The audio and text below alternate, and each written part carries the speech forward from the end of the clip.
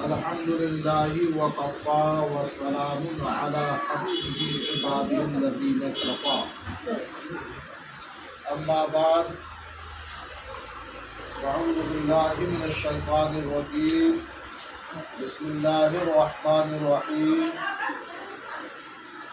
ما آتاکم الرسول فخذوه وما نهاکم عنہ فانتہوا صدق اللہ العظیم وصدق رسوله النبي الأمين المتين المبين الكريم ونحن على ذلك لمن الشاهدين والشاكرين والحمد لله رب العالمين.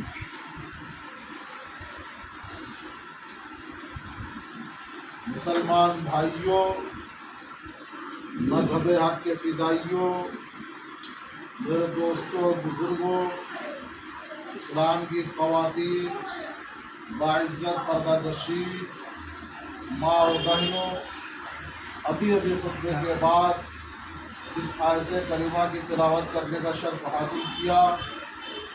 اس کا ترجمہ بیان کرنے سے قبل بہتر و مناسب سمجھتا ہوں چاہیے ہم اور آپ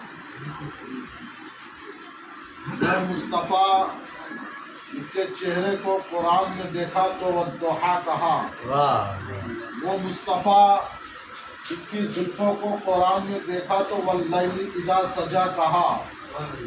وہ مصطفیٰ جن کے سینے مبارک کو قرآن میں دیکھا تو الم نشرح لک صدرک کہا. وہ مصطفیٰ جن کے آنکھ مبارک کو قرآن میں دیکھا تو ما زاغ البصر وما طغی کہا. وہ مصطفیٰ جن کی زبان مبارک کو قرآن نے دیکھا تو وما ینطق عن الہویٰ کہا. وہ مصطفیٰ جن کے دست مبارک کو قرآن نے دیکھا تو ید اللہ فوق ایدیہم کہا. وہ مصطفیٰ جن کے قدم مبارک کو قرآن میں دیکھا تو لا اقسم بہذا البلد کہا. وہ مصطفیٰ جن کے مقام کو درجات کو قرآن میں دیکھا تو ورفعنا بعضهم درجات کہا. وہ مصطفیٰ جن کے ذکر کو قرآن میں دیکھا تو ورفعنا لک ذکرک کہا. آئیے اسی ارواح فدا جناب محمد رسول اللہ صلی اللہ تعالی انوار میں جھوم جھوم کے درود پاک کی جانب چھوڑنے پڑھی. اللہم صلی علی شفیعنا حبیبنا کریمنا علی محمد و مسلم صلی اللہ علیہ صلاۃ و سلام علیکہ یا سیدی حبیبی یا رسول اللہ صلی اللہ تعالی علیہ وسلم.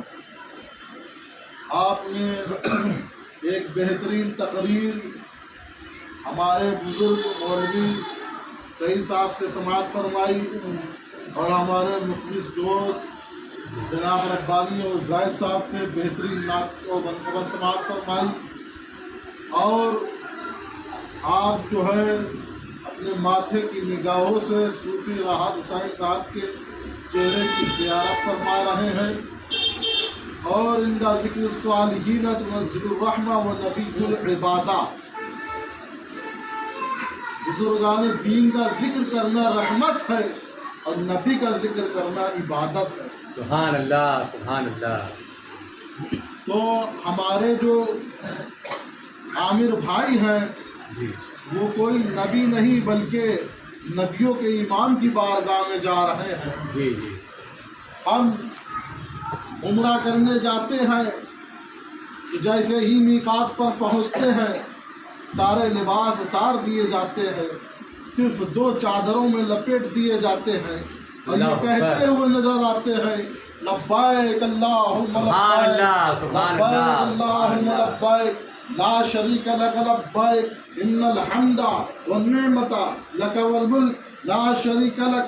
یہ تلبیہ پڑھتے ہوئے جاتے ہیں اور جب خانہ کعبہ کا دیدار کرتے ہیں تو اس وہ ایسا سہانا موقع ہوتا ہے جو لفظوں میں بیان کرنا ممکن نہیں، جس کی جو بھی کیفیت ہوتی ہے بلکہ یوں کہہ لیا جائے کہ دل کی دنیا ہی بدل جاتی ہے کہ میں گناہ گار اور اس مقام پہ آ گیا. اللہ تعالیٰ جسے عظمت و بلندی عطا فرماتا ہے، اسے اپنے گھر میں بلاتا ہے. یہ اس کا بڑا احسان ہے، کرم ہے، نوازش ہے، اور یہ بڑے کرم کے فیصلے ہیں رب العالمین کی طرف سے. اور یہ شاعر حضرات ہیں، جہاں جاتے ہیں شعر پڑھتے رہتے ہیں. بہر ان کو شعر یاد آ جاتا ہے لفظوں سے، ہم تو صرف لفظی بیان کر سکتے ہیں. آئیے اور دیکھیں آپ یہی کہ جب آپ پہنچتے ہیں نعرہ تکبیر، نعرہ رسالت، مکے کے حاجی، مدینے کے حاجی، اتنا بڑا تھا جب سے سیٹ اس کو سو حافظ غفران ندوی صاحب کی بلا. جزاک اللہ. نشانیاں دیکھتے ہیں، مقام ابراہیم دیکھتے ہیں، رکن یمانی دیکھتے ہیں، حجر اسود دیکھتے ہیں. لیکن جب خانہ کعبہ میں جاتے ہیں تو ایک بات یاد رکھیے کہ وہاں خانہ کعبہ میں ایک نیکی کا ثواب 1,00,000 نیکی ہے. ایک نیکی کا ثواب، ایک نیکی کوئی کرتا ہے تو اللہ تعالیٰ ایک نیکی کا ثواب 1,00,000 نیکی عطا فرماتا ہے. لیکن اگر کوئی گناہ کر بیٹھتا ہے تو ایک گناہ کا بھی 1,00,000 گناہ ہے. یاد رکھیے گا. لیکن یہی جب ہم مدینہ آتے ہیں اور مدینہ میں ہم اگر کوئی نیکی کرتے ہیں تو اللہ تعالیٰ ایک نیکی کا ثواب 50,000 تو عطا فرماتا ہے. لیکن اگر کوئی گناہ آ جاتا ہے تو ایک گناہ کا 50,000 نہیں بلکہ صرف ایک گناہ ہی لکھا جاتا ہے. معلوم یہ ہوا کہ اگر ہم خانہ کعبہ میں آئے، ایک نیکی کیا، ایک نیکی کا 1,00,000 ثواب ہے، اور ایک گناہ ہو گیا تو ایک گناہ کا بھی 1,00,000 گناہ ہے، تو ہمارا دامن خالی ہے. لیکن جب ہم نبی رحمت کی بارگاہ میں جاتے ہیں اور ایک نیکی کرتے ہیں تو ایک نیکی کا 50,000 ثواب تو ہے. لیکن اگر کوئی ایک گناہ ہو جاتا ہے تو ایک گناہ کا جو ہے 50,000 نہیں لکھا جاتا ہے بلکہ ایک گناہ ہی لکھا جاتا ہے. معلوم یہ ہوا کہ ہمارے دامن میں جو ہے 49,999 نیکیاں موجود رہتی ہے. اسی کی ترجمانی کرتے ہوئے اعلیٰ حضرت نے کہا، عاصیوں کا جگر یہاں خوف سے پانی پایا، گناہ گاروں کا وہاں دامن میں مچل نہ دیکھا. وہاں موتیوں کا خوف جگر سے پانی پایا، وہاں موتیوں کا جگر خوف سے پانی پایا، آسیوں کا دامن میں مچلنا دیکھا. آسیوں کا وہاں دامن میں مچلنا دیکھا. یعنی اگر وہاں کوئی گناہ ہو جاتا ہے تو اس کی جو ہے آپ جو ہے گناہ بھی اس میں لکھا جاتا ہے. لیکن اگر خدا الحمدللہ رب العالمین ہے تو اپنے مصطفیٰ کو بھیجا ہے. اور جو ہے حضرت آدم آئے تو آدم کو حضرت آدم آئے تو لوگوں نے صفی اللہ کہا. حضرت نوح آئے، لوگوں نے نجیب اللہ کہا. حضرت موسیٰ آئے، لوگوں نے کلیم اللہ کہا. حضرت عیسیٰ آئے، لوگوں نے حضرت عیسیٰ روح اللہ کہا. حضرت داؤد آئے تو خلیفۃ اللہ کہا. لیکن جب ہمارے نبی محمد رسول اللہ صلی اللہ تعالی وسلم آئے تو نبی جب آئے تو ہم نے بریلی کی طرف رخ کیا، فرمایا کہ آپ ہمیں رحم نوائی فرمائیے. تو اعلیٰ حضرت پکار اٹھے، سرور کہوں کہ مالکو، مولا کہوں تجھے، سرور کہوں کہ مالکو، مولا کہوں تجھے، تجھے باغ خلیل کا تجھے، تجھے. اس طریقے سے ترجمانی فرمائیے. اور جو ہے صحابہ کرام بیٹھے ہیں، سب انبیاء کی تعریف کر رہے ہیں. کوئی کہہ رہا ہے عیسیٰ اللہ ہے، کوئی کہہ رہا ہے موسیٰ کلیم اللہ ہے، کوئی کہہ رہا آدم صفی اللہ ہے، کوئی کہہ رہا حضرت نوح نجیب اللہ ہے. نبی صلی اللہ علیہ وسلم تشریف لاتے ہیں اور فرماتے ہیں کہ انا حبیب اللہ، میں اللہ کا حبیب بن آیا ہوں. فخر یعنی میں کوئی فخر نہیں کرتا ہوں. اللہ کے حبیب جو ہے فرما رہے ہیں کہ اللہ نے مجھے جو ہے اپنا حبیب بنایا ہے. پہلے لوگ کتابیں لکھا کرتے تھے اور کتابیں لکھتے تھے صرف سواد بنا دیا کرتے تھے یا سلم بنا دیا کرتے تھے، پورا درود شریف بھی نہیں لکھتے تھے.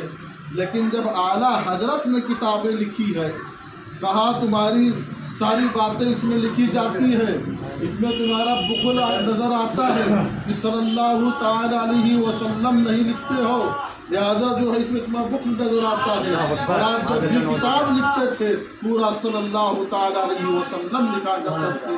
وہ جو نہ تھے تو کچھ نہ تھا، وہ جو نہ ہو تو کچھ نہ ہو، جان ہے وہ جہان کی، جان ہے تو جہان ہے.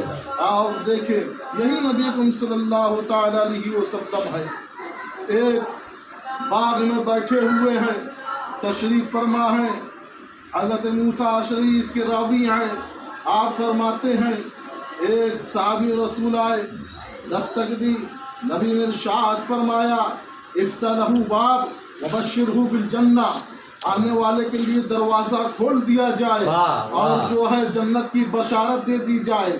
جب ایسا فرمایا تو صحابہ نے کھولا دروازہ, دیکھا حضرت ابو بکر صدیق رضی اللہ تعالیٰ نے تشریف لا رہے ہیں. کہا اللہ کے حبیب نے آپ کو جنت کی بشارت عطا فرمائی ہے, اور وہ کیسا نبی ہے جو دنیا میں ہی جنت کی تقسیم فرما رہا ہے.